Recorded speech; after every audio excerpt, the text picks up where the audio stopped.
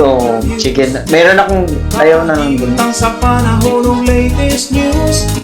Diyan sa linya ng atong pag-asa Mactan, pinagi ni Sir Jomar Iclarino. Sir Jomar, good morning.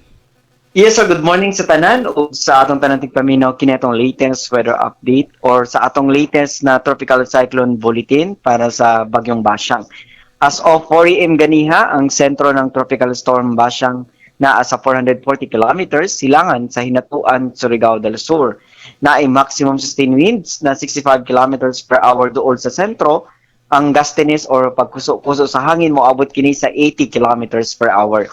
Kini nag-irog sa direksyon sa Kasadpan, sa habagatang Kasadpan, sa Gipaspason na 15 kilometers per hour.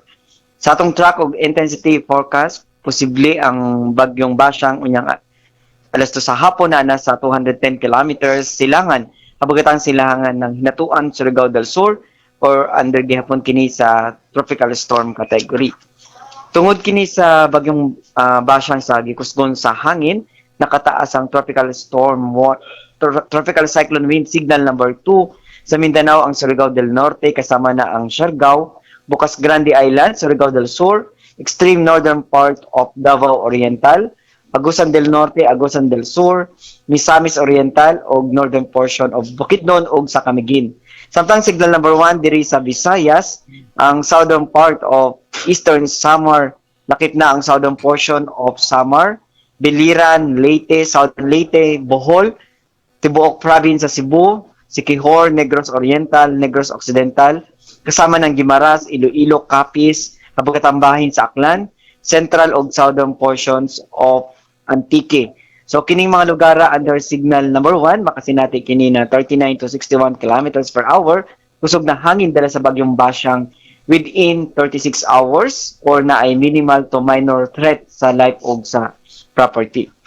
Samtang sa atong expected na pag-uwan dala sa bagyong Basyang, so diri sa Cebu province or Central Visayas na ay 100 to 200 millimeters amount of rainfall or expected na to ang kusog na mga pag-uwan na posible ang mga flash floods or landslides, ilabi na sa mga highly identified na mga vulnerable areas.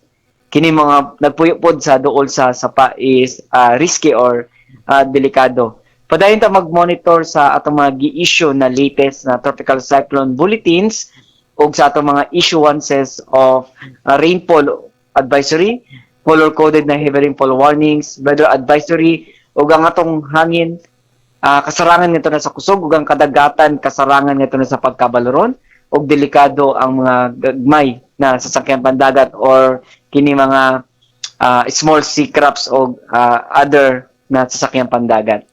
Ang atong next bulletin unyang alas 8 sa buntag gikan diri sa Mactan, Pag-asa Visayas, DOST Jomar Iclarino. Salamat mo Sir Jomar, may buntag sa Pag-asa Mactan. Okay sir, good morning.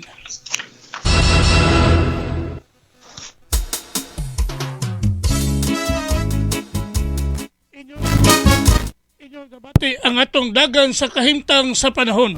Nining adlaw Huwebes, pizza 5 bulan sa Pebrero, tuig 2026. Pinagi ni Sir Jomar Iclarino ang atong weather specialist gikan sa Pag-asa Mactan nga naghatod sa atong dagan sa kahimtang sa panahon nining adlaw Huwebes. Salamat kayo sa Pag-asa Mactan ug mayong buntag kanatong tanan. Sa'yo sa kabuntahan